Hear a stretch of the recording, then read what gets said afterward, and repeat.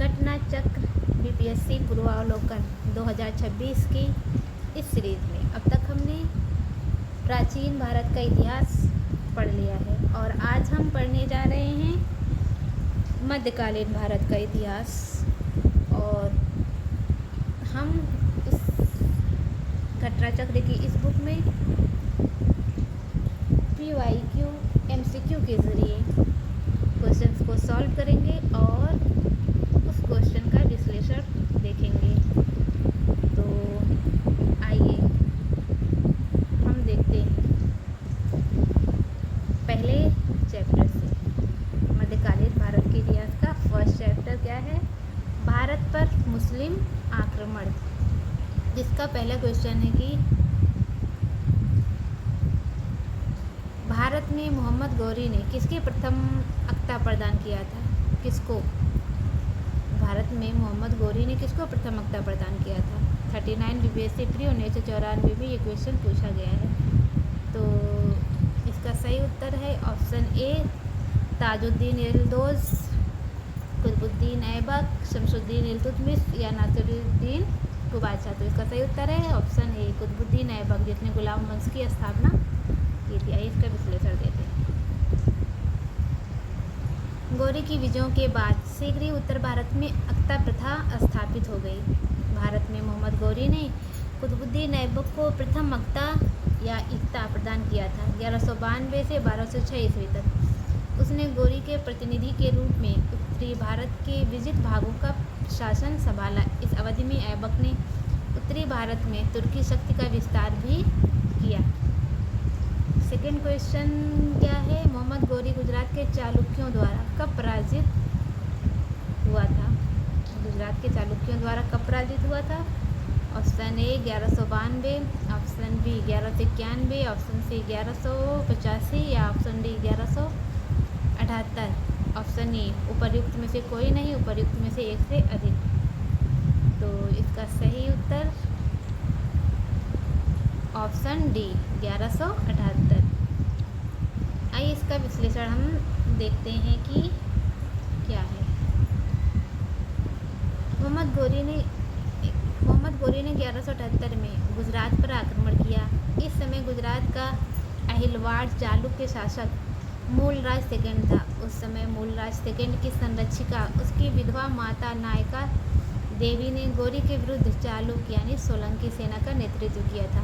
Mount Abu पर्वत के पास कसाहरादा के मैदान में चालुक्य या सोलंकी सेना ने मोहम्मद गौरी को पराजित कर दिया। यह मोहम्मद गौरी की भारत में पहली हार थी। कुछ स्रोतों में भीम सेकंड के शासनकाल में मोहम्मद गौरी के आक्रमण 1178 का जिक्र मिलता है। संभवतः ये विवाद मूलराज सेकंड शासनकाल के 1178 में समाप्त होने और भीम सेकंड का शासनकाल 1178 के ईस्वी में प्रारंभ होने के कारण है। किंतु अधिकांश इतिहासकार मोहम्मद गौरी के आक्रमण 1178 ईस्वी के समय गुजरात के चालुक्य या सोलंकी शासक के रूप में मूलराज सेकंड को ही स्वीकार करते हैं। तो आगे है हमारा सेकंड चैप्टर, दिल्ली सल्तनत, गुलाम वंश। इसकी स्थापना किसने की थी? कुतुबुद्दीन ऐबक ने।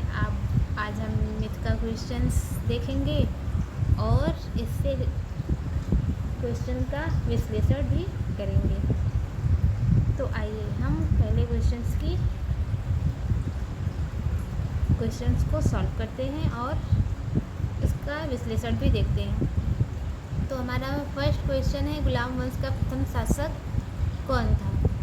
Option A Iltutmish, option B Qutubuddin Aibak, option C Razia और ऑप्शन डी बलबन। तो आप सबको पता है कि गुलाम वंश के संस्थापक कौन थे? कुतुबुद्दीन ऐबक, और इन्हीं को मोहम्मद गौरी ने अपनी बागडोर संभालने को दी थी, इक्ता प्रदान की थी। आइए इसका विश्लेषण देखते हैं।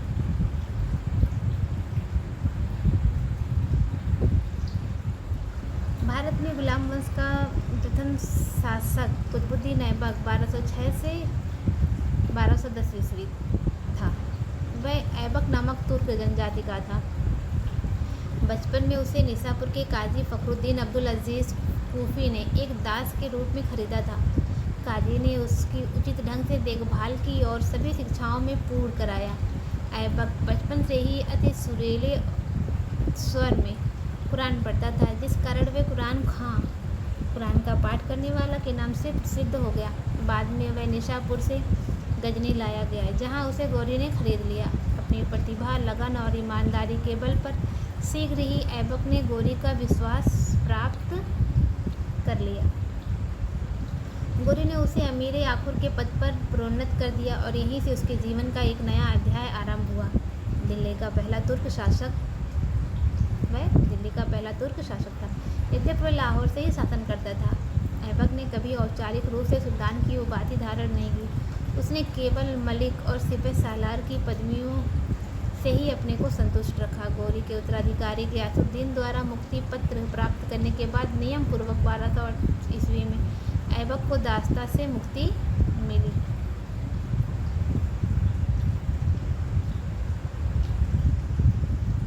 तो सेकंड क्वेश्चन है, कुतुबुद्दीन ऐबक की राजधानी थी।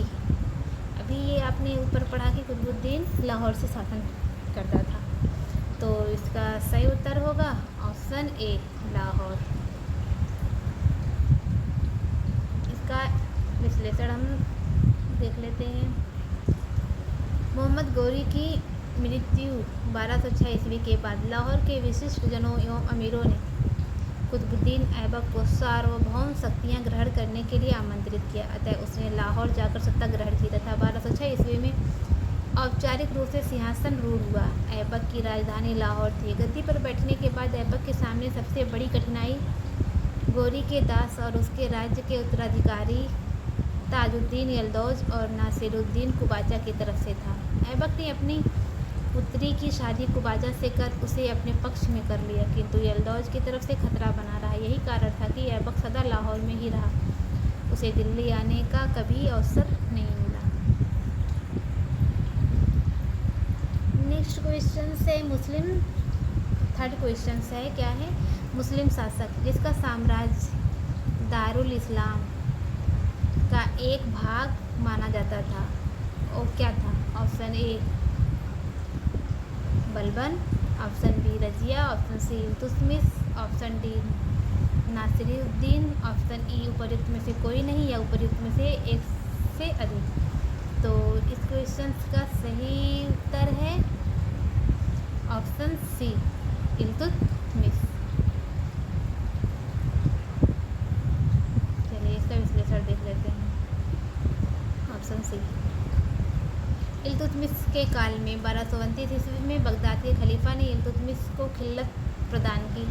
अब सल्तनत सैद्धांतिक रूप से बगदाद के खलीफा के अधीन दारुल इस्लाम का एक भाग बन गया।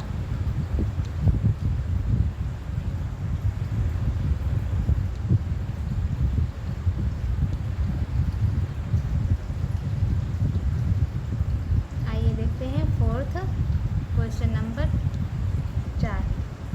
इल्तुतमिश ने बिहार में अपना प्रथम सूबेदार नियुक्त किया था। किसको?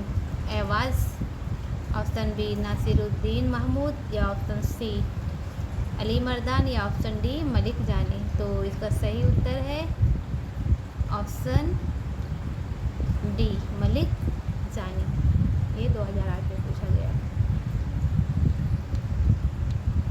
इसका विश्लेषण देख लेते हैं कि इल्तुतमिश ने बिहार शरीफ एवं बाढ़ पर अधिकार कर राजमहल की पहाड़ियों में तेलिया गढ़ी के समीप हिसामुद्दीन ऐवाज और शाही सेना के मध्य युद्ध हुआ। मिनहाज के अनुसार अंततः दोनों पक्षों के मध्य संधि हो गई। इल्तुतमिश ने ऐवाज के स्थान पर मलिक जानी को बिहार का सूबेदार नियुक्त किया।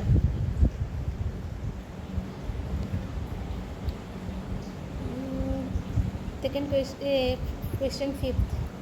राजत्व के उसके सिद्धांत प्रतिष्ठा, शक्ति और न्याय के सिद्धांतों पर आधारित था। बलबन के बारे में ये शब्द किसने कहा?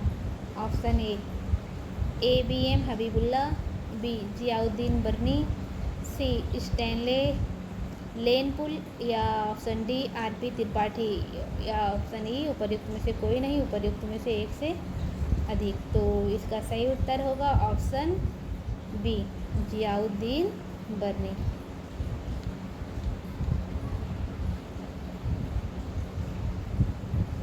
Doctor R P. त्रिपाठी ने अपनी पुस्तक some aspect of Muslim administrators में बलबन के राजत्व की अवधारणा को समझते हुए कहा है कि राजत्व के उसके सिद्धांत प्रतिष्ठा, शक्ति और न्याय के सिद्धांतों पर आधारित थे। उन्होंने बलबन के राजत्व के संदर्भ में प्रस्तुत अपने इस निष्कर्ष के लिए जियाउद्दीन बर्नी द्वारा बलबन के राजत्व सिद्धांत के विषय में प्रस्तुत विवरण को आधार बनाया है। संभवतः इस कारण बिहार लोक सेवा आयोग द्वारा जारी अपने प्रारंभिक और अंतिम उत्तर पत्रिका में उत्तर के रूप में विकल्प बी को सही माना गया है। तो आइए क्वेश्चन 6 देखते हैं। वह प्रथम मुस्लिम शासक कौन है जिसने शासन के सिद्धांत थ्योरी ऑफ किंगशिप के राजाओं के ईश्वरीय अधिकार सिद्धांत थ्योरी ऑफ डिवाइन राइट के समान प्रतिपादित किया है? Option A Aibak, option B Iltutmish, option C Balban या option D Alauddin. Option E उपर्युक्त में से कोई नहीं, उपर्युक्त में से एक से अधिक। तो इसका सही उत्तर ऑप्शन सी बलबन। आइए इसका विश्लेषण देख लेते हैं। ऑप्शन सी बलबन प्रथम मुस्लिम शासक था जिसने शासन के सिद्धांत को राजाओं के ईश्वरीय अधिकार सिद्धांत के समान प्रतिपादित किया था। इसके अनुसार सुल्तान पृथ्वी पर ईश्वर का प्रतिनिधि नियाबत ए खुदाई और उसका स्थान पैगंबर के पश्चात है।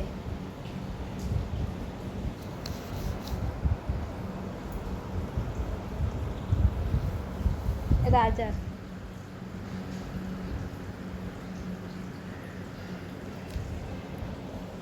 जिसे जिल्ले अल्लाह या जिल्ले इलाही अर्थात ईश्वर का प्रतिबिंब है, उसने पुत्र बुगरा खां से कहा था सुल्तान का पद निरंकुशता का सजीव प्रतीक है। और क्वेश्चन 7 है, जिल्ला शब्द का प्रयोग सबसे पहले किसके द्वारा किया गया था? तो अभी आपने ऊपर पढ़ा है, किसके द्वारा? ऑप्शन सी बलबन के द्वारा। तो आगे क्वेश्चन 8, किस दिल्ली सुल्तान ने रक्त एवं लौह की नीति अपनाई थी? Iltutmish, B Balban, option C Alauddin Khilji, option D Mohammad bin Tughlaq. उपर्युक्त में से कोई नहीं, उपर्युक्त में से एक से अधिक। तो इस क्वेश्चन का सही उत्तर है ऑप्शन बी बलबन। रक्त एवं लौह की नीति